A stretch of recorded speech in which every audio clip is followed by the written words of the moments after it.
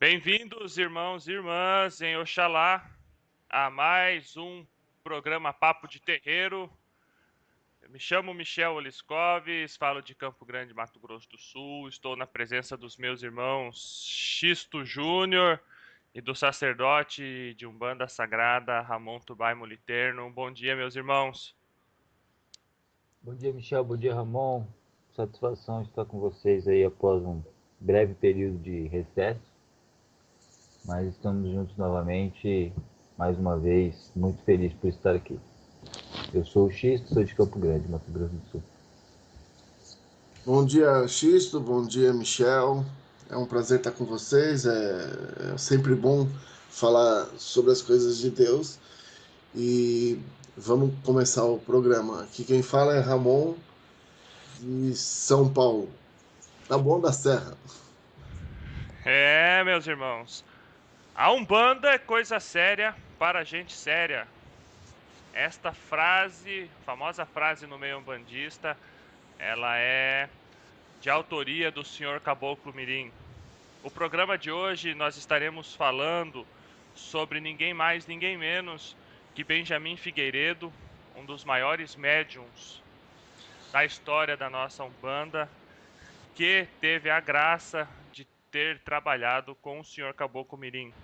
Um marco importante para a implantação da Umbanda no Brasil foi a fundação da Tenda Mirim através do Caboclo Mirim e de seu médium Benjamin Figueiredo. Em 1920, a família Figueiredo realizava sessões espíritas na Rua Henrique Dias, número 26, na Estação do Rocha, Rio de Janeiro. No dia 12 de março de 1920, o médium Benjamin Gonçalves Figueiredo incorporou pela primeira vez o Caboclo Mirim, grande mestre que veio ensinar a escola da vida, que poucos conheciam na época. Após a sua chegada, o Caboclo Mirim anunciou que aquela seria a última sessão de Kardec e que as próximas sessões passariam a ser de Umbanda. Em uma de suas mensagens, ele disse que a partir daquele momento a tenda espírita Mirim seria reconhecida mundialmente e advertia que a mesma seria uma organização única no gênero em todo o Brasil, cujo método seria adotado por outras tendas, até mesmo em outros estados da federação, o que mais tarde teríamos a oportunidade de comprovar.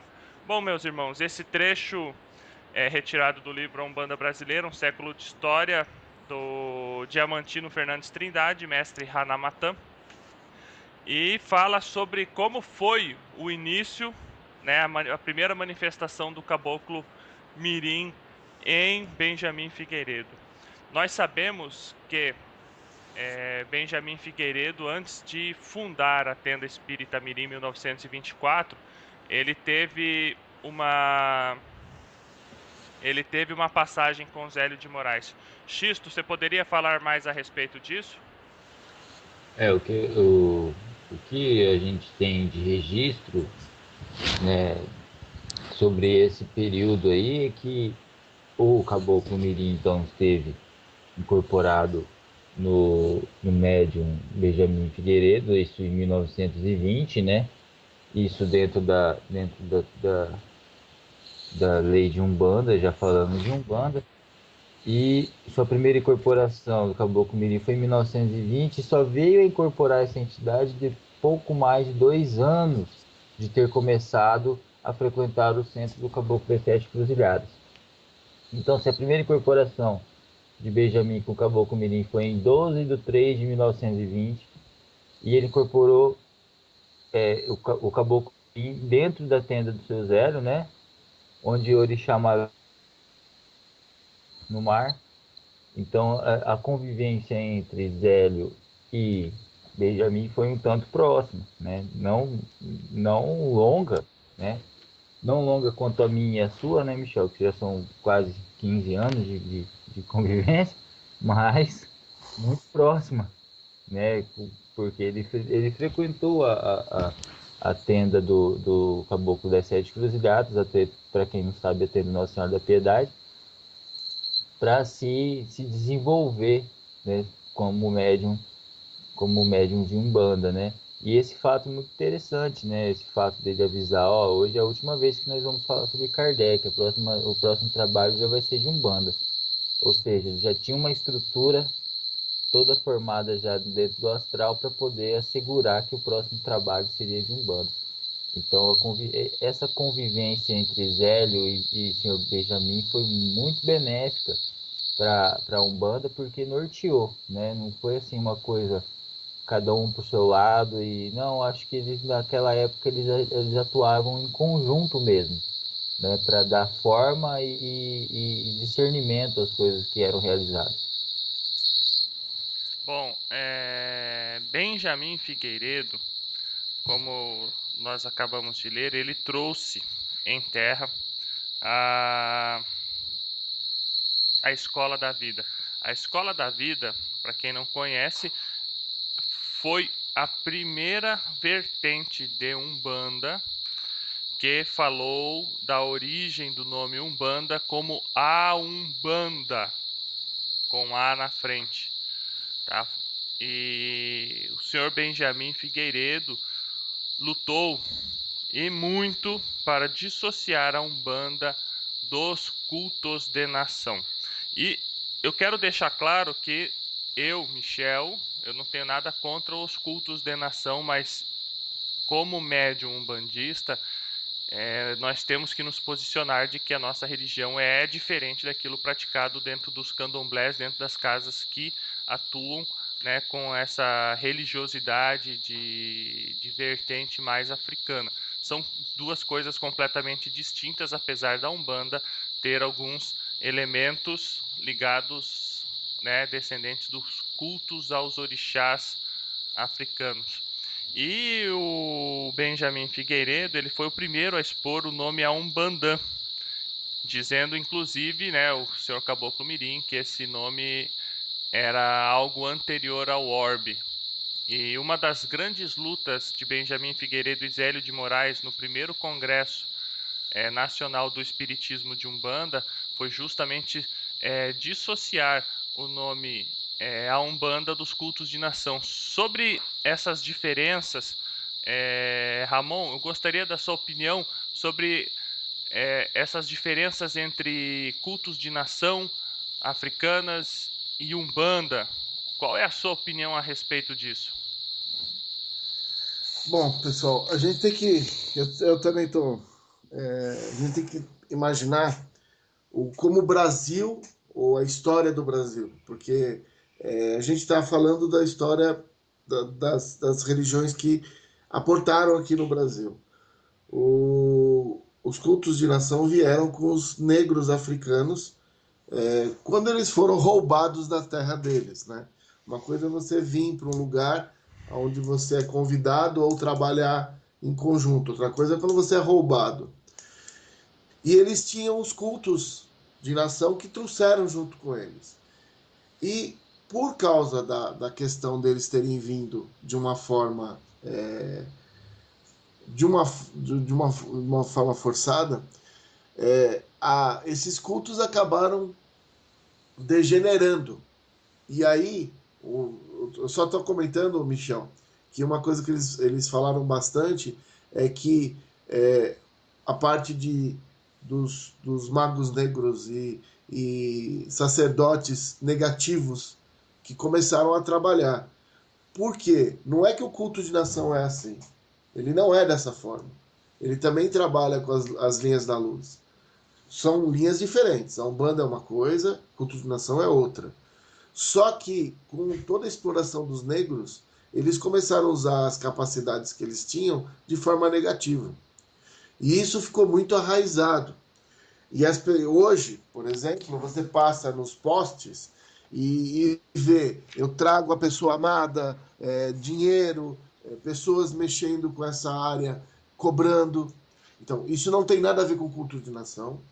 Isso foi uma corrupção das esferas de luz que, quando o culto de nação veio para o Brasil, as pessoas que estavam sendo vilipediadas acabaram direcionando.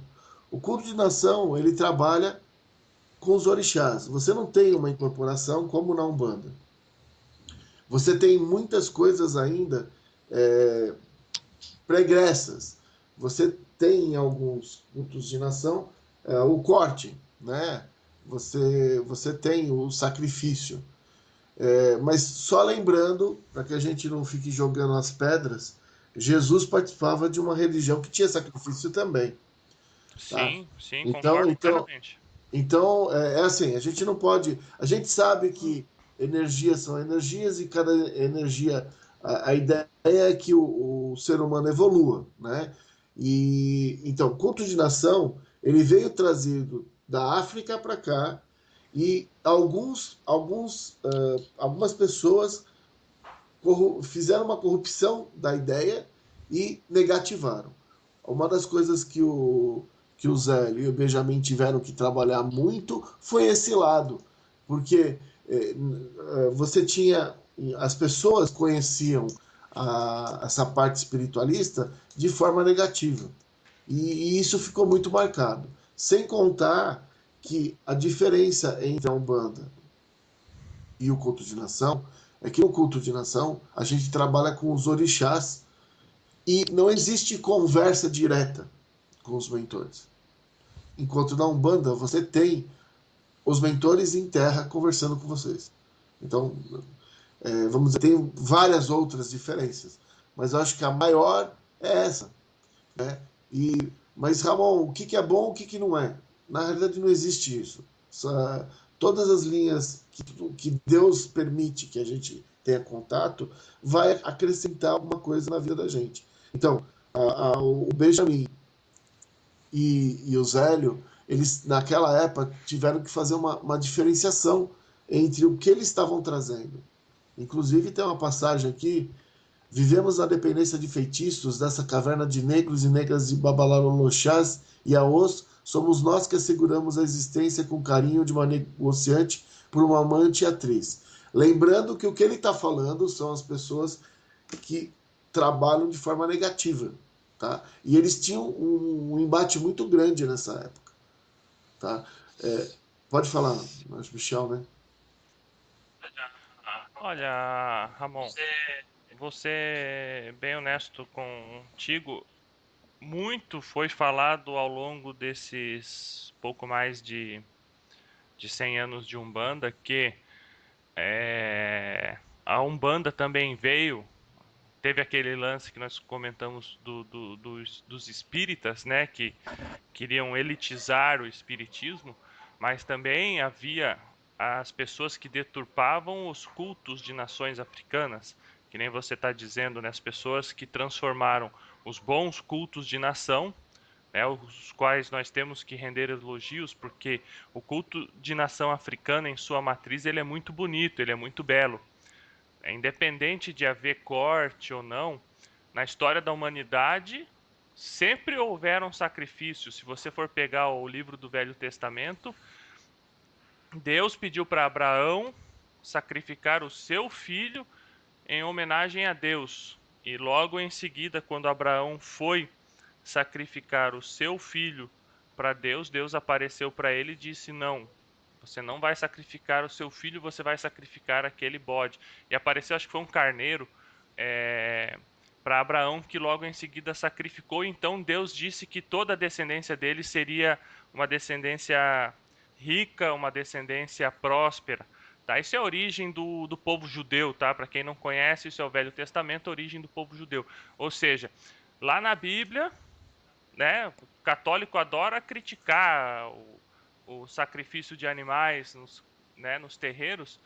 E, então, lá na Bíblia, nós temos Deus pedindo para Abraão sacrificar o próprio filho e depois Abraão sacrificando um animal de Aí quatro não é só isso, patas como não é, oferenda a Deus. não é Pode só falar, isso Xisto. que tem na Bíblia que é controverso, né? Você tem aí Deus mandando apedrejar, Deus mandando bater, Deus mandando matar, né? As 10 Esses pragas dias do eu tava Egito. vendo um vídeo de um cara aí que ele falou assim, que se somasse todas as pessoas que Deus mandou matar, era o primeiro holocausto, né? E que está registrado na Bíblia. Então, assim, eu acho que não é um padrão para a gente seguir, porque eu acho que a Bíblia também foi escrita numa época que precisava-se de um manual de instruções de como se viver em sociedade, e por isso que tem esses negócios na Bíblia aí que são umas atrocidades aí que eu não acredito que tenha sido Deus que tenha inspirado isso, né?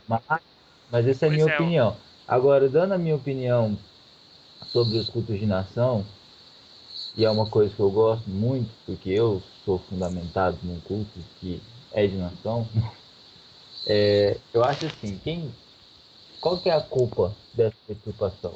A culpa dessa deturpação foi a Lei Áurea ter sido imposta de maneira errada, né? Porque, por exemplo, o cara que estava lá na senzala, babalaô, de vez em quando jogava um búzio e fazia um trabalho pro seu senhor de engenho, né? De graça. De repente ele é posto na rua como liberto, como escravo livre, né? Liberto. Sem emprego, sem nada para fazer. Mas ainda continuava sendo procurado por aquele mesmo senhor de engenho para fazer suas mandingas. Só que para sobreviver ele passou a cobrar do senhor de engenho isso. Então a culpa disso tudo não é só do negro, não é só do próprio culto de nação. A Vilmoeda entrou no culto de nação por causa que a Lei Áurea foi mal colocada, né? A Lei Áurea ela não foi bem pensada, né? Eu acredito nisso. Então, assim, essa luta de Benjamin e Zélio para desassociar é porque já sentiam, já previam que no futuro teria assim um entrelaçamento muito forte entre o bando e culto de nação. Então, já para que isso não ocorresse no começo, né? Então já começaram a tentar desassociar logo de começo para que isso não ocorresse, para que lá no futuro a nossa geração conseguisse diferenciar bem o que é culto de nação e o que é umbanda, né? Então é como a gente sempre fala, né, Michel? A dificuldade de implantação.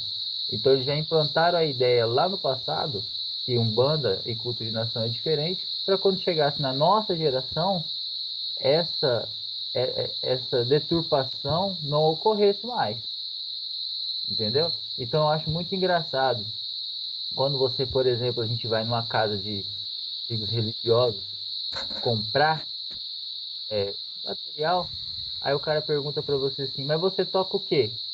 Ah, minha religião é Umbanda. Aí o cara vira para você e fala assim, ah, mas Umbanda e Candomblé é a mesma coisa, né? Olha, nós Não estamos é. em Não 2015, são a mesma né? coisa. Nós estamos em 2015.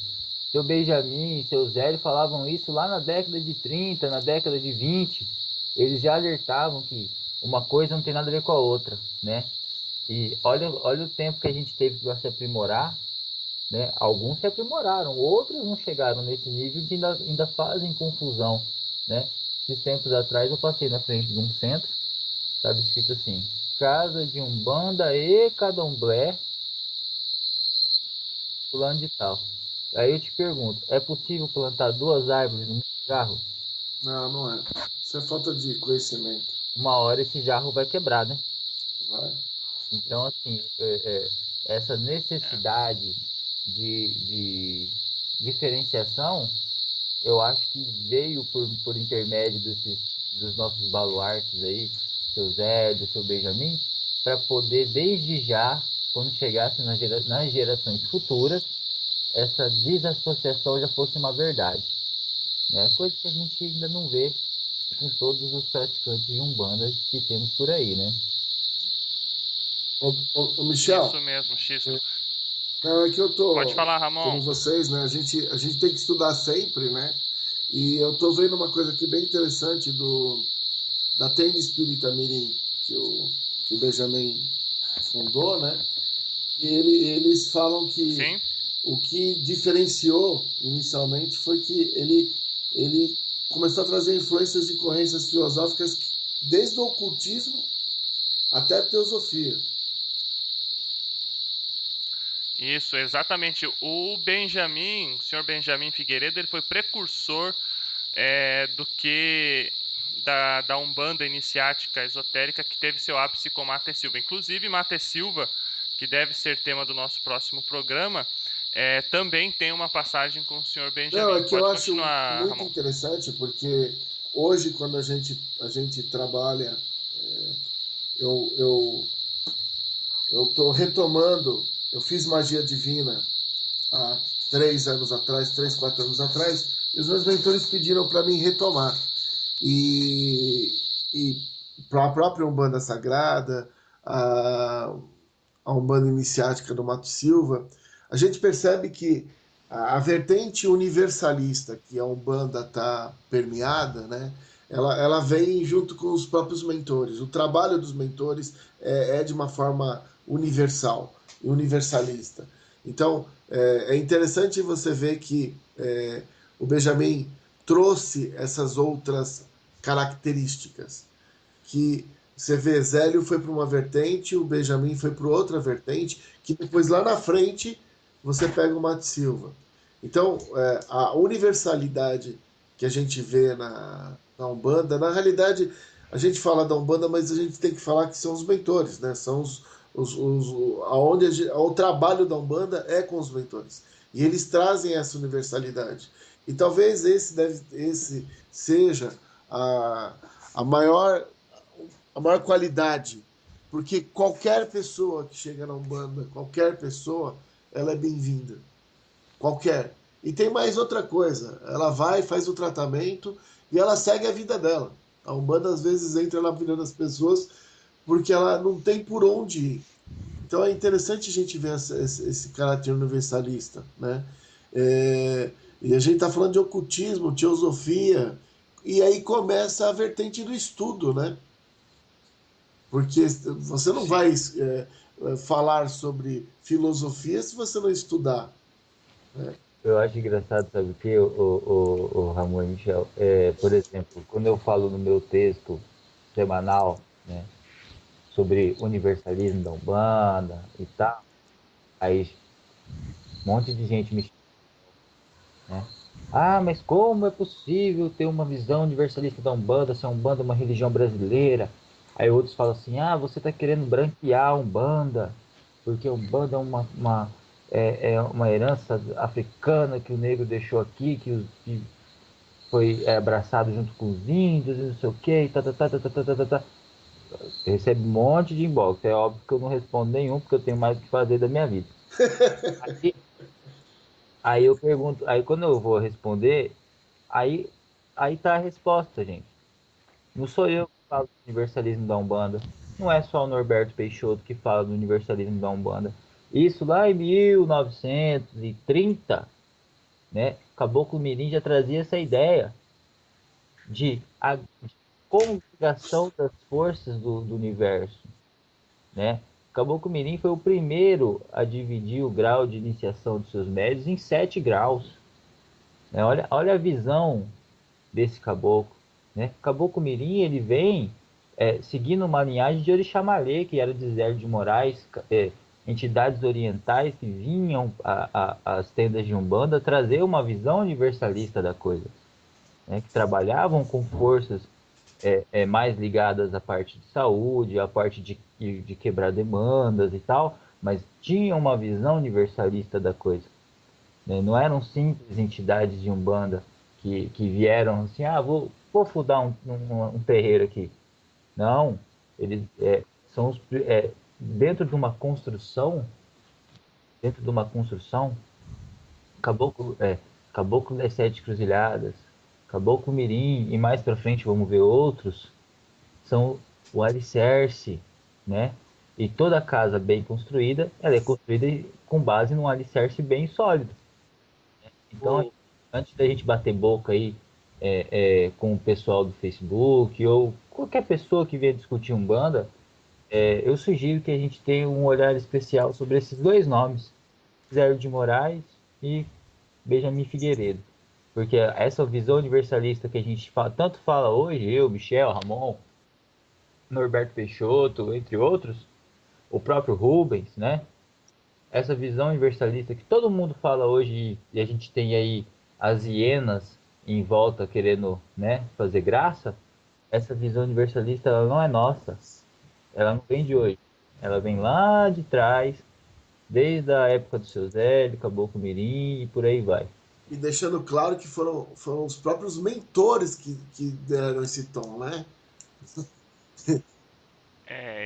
e nós temos que levar em consideração que a mediunidade de pessoas como Zélio de Moraes, Benjamin Gonçalves Figueiredo, Mata e Silva, Tancredo da Silva Pinto, entre outros, né, Rubens Saraceni, eram mediunidades cristalinas. Sobre a linha do Oriente, Xisto, é interessante falar, porque as 7 linhas implementadas pelo Caboclo Mirim, elas envolviam a linha de Oxalá, a linha de Iemanjá, a linha de São João Batista, ou Xangô Caô, ou linha do Oriente, né? Linha de Oxóssi, linha de Xangô Agodô, ou propriamente dito Xangô, a linha de Ogum e, por fim, a linha de Ilfá, que é também conhecida como as almas, a parte de magia dos pretos velhos da Umbanda.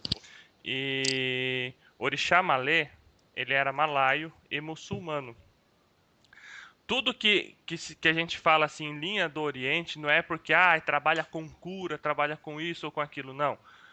Nós temos que buscar a questão cultural, histórica do que é Oriente e do que é Ocidente. Na antiguidade era considerado Ocidente tudo aquilo que havia forte influência, seja da cultura grega, seja da cultura romana. E aquilo que não tinha essa influência era considerado Oriente. Portanto, as regiões do Oriente Médio, os chineses, lá no Himalaia, os japoneses, norte da África, Ásia. Egito, Turquia, entre outras, a Ásia como um todo, eram considerados Oriente. Por quê? Porque eles não tinham uma influência direta da cultura Jerusalém. grega nem romano.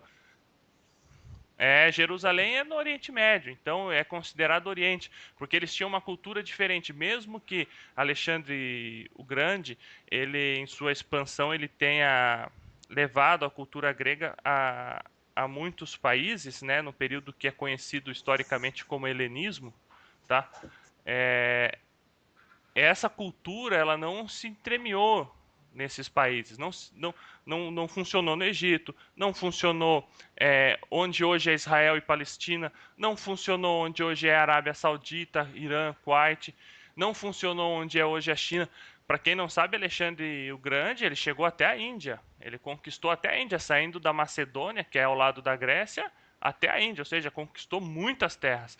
Mesmo assim, os persas e demais povos orientais, eles não tiveram essa influência muito forte do mundo grego. Então, quando a gente fala em linha do Oriente, nós devemos tomar cuidado que isso é cultura. O que não está associado ao mundo grego e romano é linha do Oriente. Não é porque a linha do Oriente trabalha com cura, com saúde, não. Orixá Malé, ele trabalhava muito fortemente com quebra de demanda, quebra de energia negativa. Tanto é que os primeiros pontos de fogo e uso de pólvora na Umbanda, nos registros, são do próprio Orixá Malé. Ele não era uma entidade que vinha propriamente para fazer uma cirurgia espiritual. Ele não trabalhava com isso. A linha do Oriente ela trabalha em Disse, todos os sentidos. o Caboclo Mirim ele vem trazido ou incorpora a primeira vez no médium o Orixá Malê.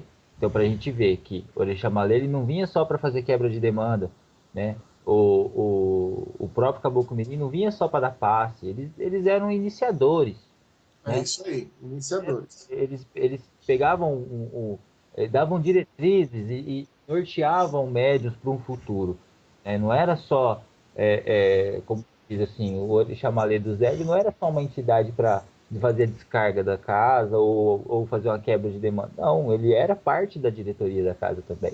Ô Xisto, eu acho interessante que você falou isso, é que estão me buzinando aqui no ouvido já faz um tempinho, que é assim, se você pegar e analisar todas essas linhas de Umbanda, o que é interessante a gente perceber é o seguinte, você pega o Benjamin, que ele traz essa parte filosófica para dentro da Umbanda, que para mim, na minha visão de pessoa que estuda espiritualidade, está dizendo o seguinte, cada vez mais o médium trabalhando junto com o mentor. Sim, Oi? com certeza, porque ele traz a necessidade do estudo, né, Ramon? E aí, por quê? E aí vem a próxima pergunta, né? Então, por que a necessidade do estudo? Já que uma incorporação, vamos dizer assim, uma incorporação que a pessoa é inconsciente, quem trabalha é a entidade. Acontece que eles já sabiam nessa época que conforme os anos iriam passando, a incorporação inconsciente iria diminuir, dado a quantidade de energia que você precisa para fazer uma incorporação dessa e a condição de dar mais responsabilidade para os médiums. Mas Então, aí, eu acho extremamente interessante esses programas que nós estamos fazendo, porque a gente começa a perceber o que os mentores queriam da gente no que se diz respeito a trabalhar. O Michel está falando. A linha do Oriente, todo mundo coloca a linha do Oriente como uma linha que trabalha com a parte médica. Mas não, ela trabalhava com demanda. E se a gente for imaginar, a humanidade começou no Oriente. Né? Então, nós temos os grandes magos negros que vieram do Oriente. ó, eu acho uma coisa um tanto estranha você querer colocar assim, existe a Umbanda A, B, C, D e linha do Oriente, Umbanda Oriental. Eu acho que não tem como você colocar, isolar uma vertente de Umbanda como Umbanda Oriental, porque o Oriente já está no bojo da Umbanda desde o início. É verdade. Então, assim, não tem como o cara Faz falar assim, não, parte, faz a minha parte. casa só é Umbanda Oriental. Eu acho que toda casa de Umbanda tem o Oriente enraizado. Né? É impossível você ter uma casa de Umbanda se você não tem contato com a linha de Oriente. Isso no meu entender, né? Então, assim, eu acho que tem gente tocando, como falando que tá tocando uma Umbanda próxima à do seu Benjamin, só que não tá levando tão a sério quanto o seu Benjamin pedia. Eu acho que as fundamentações dentro da Umbanda elas são importantes. Você seguir vertentes.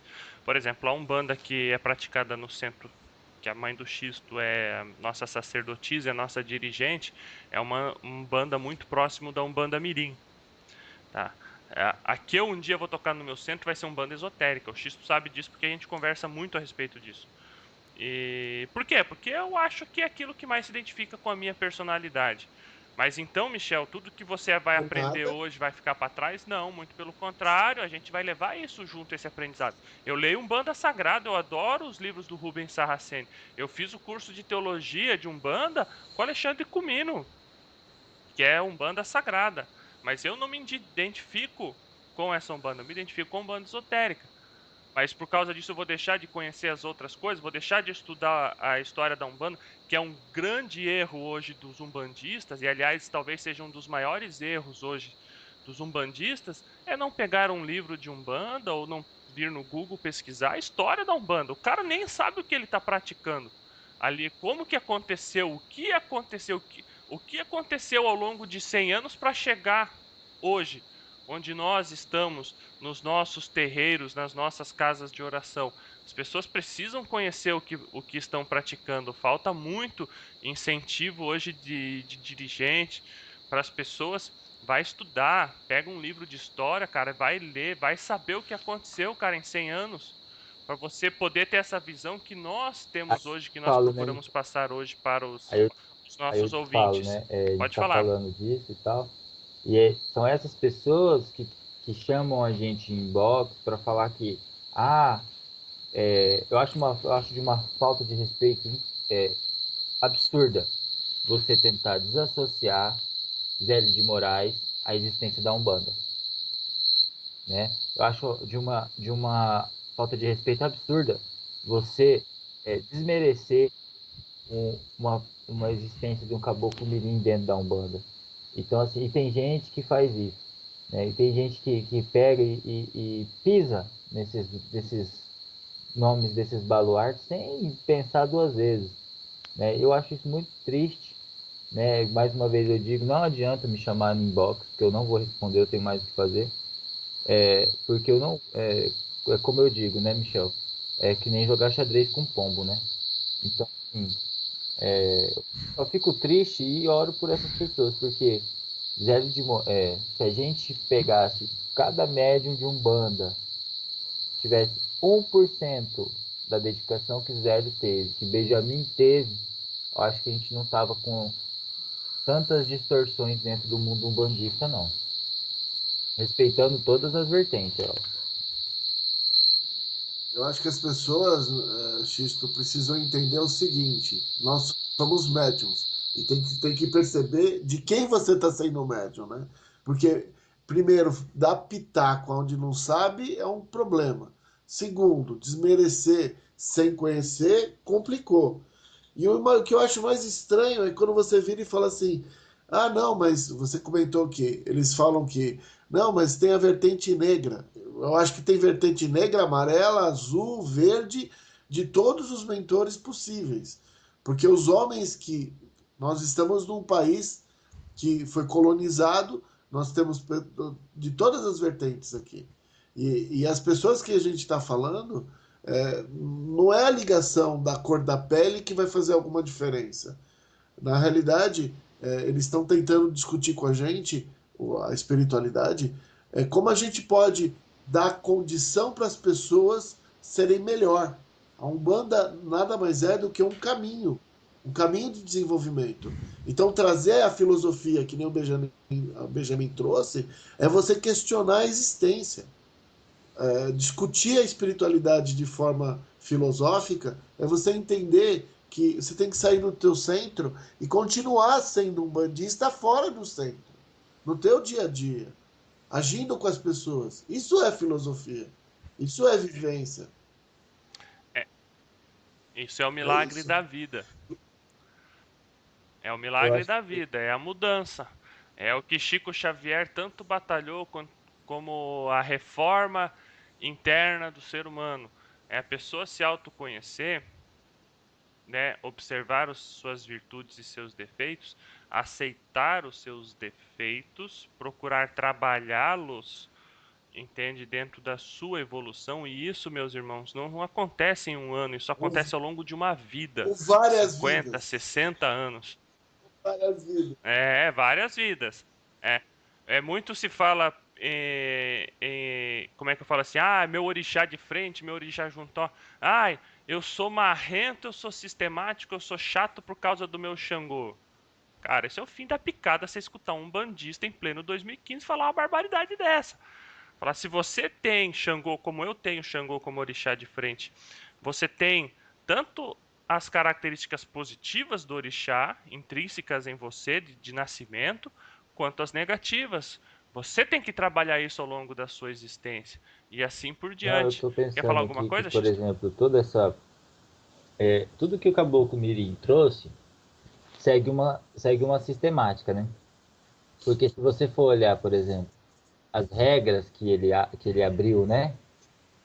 Através do médium, apresentou aquelas orientações de comportamento, né? Que eu acho que não convém citar uma por uma, porque é muita coisa, né? Só a última, que ele diz assim: viva a vida como ela se apresenta para você em sua verdadeira beleza, prezando conscientemente pelo seu corpo físico e espiritual.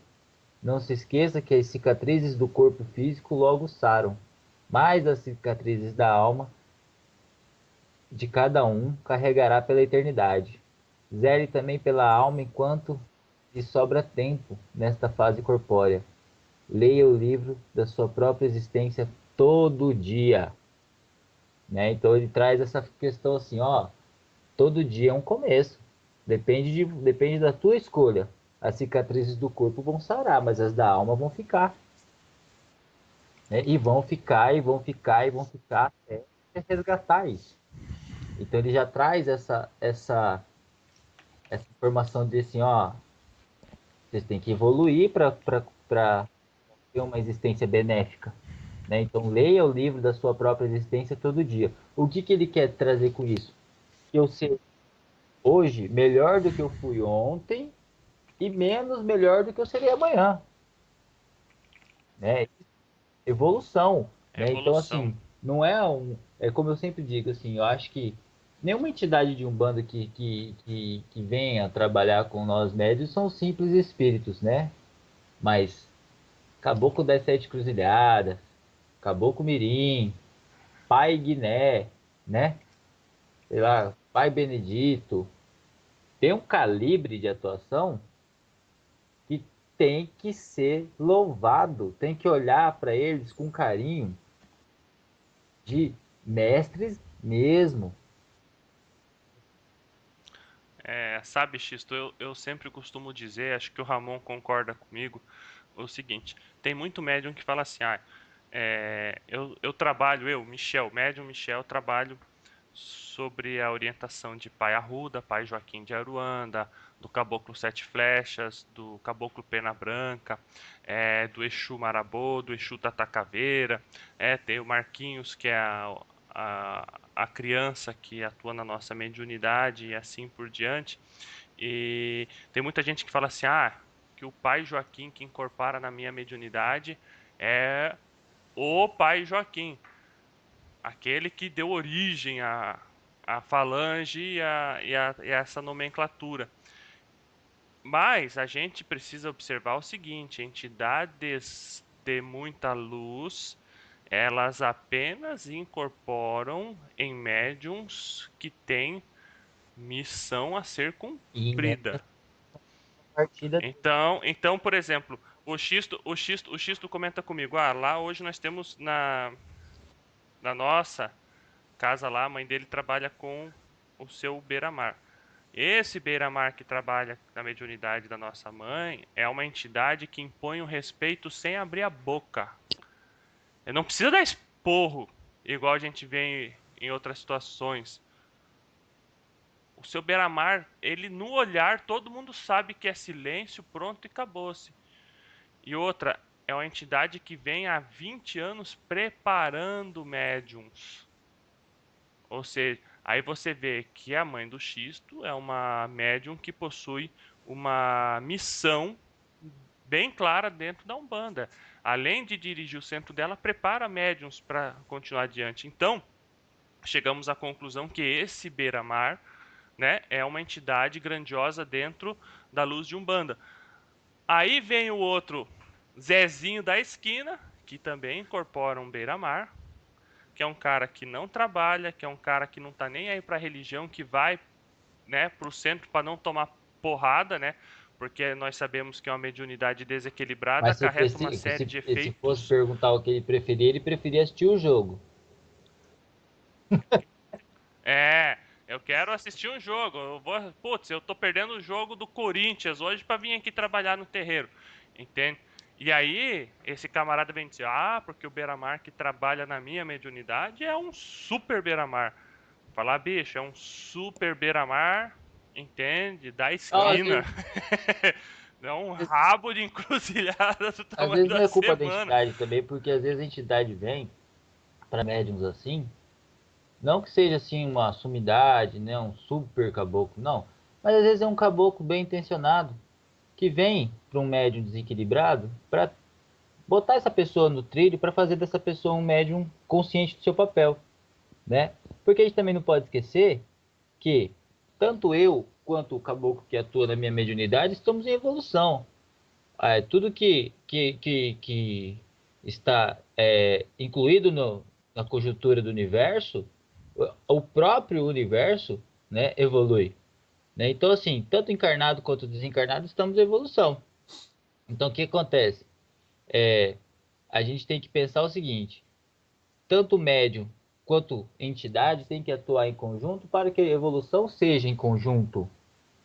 Para que, por exemplo, esse beira-mar que você está citando do Zezinho, ele não seja só o beira-mar do Zezinho, seja um beira-mar que esteja evoluindo com o Zezinho. Não, tá Não é entendendo? desmerecendo as entidades, Então, assim, que às vezes o mas irmão que está escutando vai pensar assim, pô, mas existe entidade é, que vai fazer isso? Não, isso quem derruba o nome da entidade é o médico.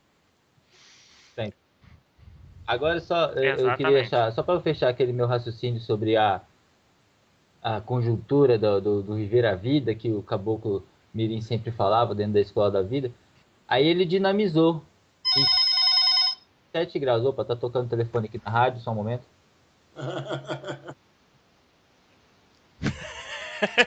Hein, Eu concluir Ramon? rapidão. É... Aí ele dinamizou Tá assim, ok. com termos tupis-guaranis, né? Ele ele dinamizou os graus, cara. E ele foi o primeiro a fazer isso. Ó, vamos classificar a casa em graus para a gente saber como que tá um, como que tá o outro, qual que é a potencialidade de um, qual que é a potencialidade de outro. Hierarquia, Ele botou uma comprometimento, hierarquia né? tão bem fundamentada que eu vou só dar os nomes aqui, não vou adentrar aos detalhes, para até incentivar a pesquisa de quem está ouvindo. O primeiro grau é o Bojamirim, que é o médio iniciante. Segundo grau, Bojá, que é um médio que já pode atuar, né? Terceiro grau, Bojaguaçu. Quarto grau, Abaré Mirim, que é o que a gente chama aí hoje de pai pequeno, né? O quinto grau é o Abaré, já são médios que podem orientar outros médios de graus anteriores, né? Sexto grau, Abaré Guaçu, que já é um subcomandante, né? Vamos dizer assim. E o sétimo grau, cujo seu Benjamin foi o primeiro a alcançar esse sétimo grau, é Murubixaba, ou seja, o comandante da casa, o comandante da atuação litúrgica da casa. Lembrando que toda casa de Umbanda tem uma chefia astral e uma chefia no plano físico, né? E o Morubixaba é a chefia do plano físico. Então, assim, foi o primeiro a dinamizar, né? Então, já pegando o embalo aí das considerações finais, eu queria deixar a minha consideração final, posso? Então, já pegando o embalo, Pode. pesquisem, sejam curiosos, vão atrás de aprender. Ontem eu estava ensinando para meu sobrinho de 12 anos de idade sobre Zélio de Moraes. O moleque ficou louco, ficou apaixonado, falou assim: Meu Deus, Zélio de Moraes é melhor que Super-Homem, tio. Eu falei: É isso mesmo. Sabe por quê? Porque só pesquisando você conhece, só pesquisando você enxerga todo um trabalho que os nossos baluartes tiveram no passado, os nossos precursores tiveram no passado, um trabalho árduo, difícil, né? Para chegar nos dias de hoje, a gente vê tanta gente pegando esse trabalho, botando numa sacola e jogando no lixo, né? Então, assim, pesquisem, lutem pela fé de vocês, mas não com paus e pedras. Lutem pela fé de vocês com discernimento e conhecimento, para você poder abrir a boca para discutir com alguém ou para se defender. Tenha conhecimento do que está falando e discernimento, porque aquele que conhece a religião que pratica não tem tempo para criticar a religião dos outros. Muito obrigado, uma excelente semana a todos, fiquem com Deus e até o próximo programa. Tá bom. Ramon? É maravilhoso poder participar com vocês desses estudos, desse olhar a Umbanda do jeito que os nossos mentores olham, né? O Xisto falou de estudo, né? As pessoas elas estão muito mal informadas, na realidade. Elas acham que no momento que você desencarnar, você vai virar anjinho tocando harpa e nunca mais você vai precisar trabalhar na vida. Isso é o que as pessoas vendem, mas na realidade não é isso. A espiritualidade, ela é vida. Ela é todo instante os seres de luz, eles estão trabalhando, eles estão nos orientando para que a gente possa nos descobrir. Então, falando sobre Zélio, falando sobre Benjamin, e vamos falar sobre outros, você vai perceber que no meio de tudo isso que nós estamos falando, nós estamos dizendo assim: os mentores querem que cada vez mais os médiums sejam autossuficientes. Ramon, o que é isso? É você se conhecer, é você perceber aonde você tem um problema, aonde você precisa trabalhar, aonde você está bem e você precisa potencializar aquilo. E através dessas energias, desses pensamentos que cada médium realiza, é possível que o seu mentor possa ajudar o próximo. Desde que o médium tenha essa consciência. A gente precisa entender que para a gente poder ser um instrumento, a gente precisa buscar isso. Ser médium é ser um recipiente aonde você vai receber uma entidade de luz. E se a gente não limpar, se a gente não arejar,